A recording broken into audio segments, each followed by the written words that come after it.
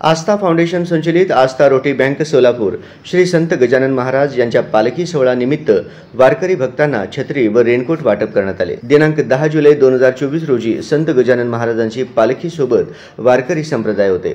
या सर्व वारकऱ्यांना चालत जाताना पावसाचा कोणतेही त्रास होऊ नये, वारकरी आजारी होऊ नये यासाठी आस्था फाउंडेशन संचलित आस्था रोटी बँकेचे सर्व टीमचे सहकार्यांनी मोलाचे योगदान दिले। सर्व वारकरी बांधवांना छत्री व रेनकोट यांचे वाटप करण्यात आले। संत गजानन महाराजांची पालखी शेगाव ते पंढरपूर पायी वारी करणाऱ्या वारकऱ्यांची सेवा हीच आमची सेवा।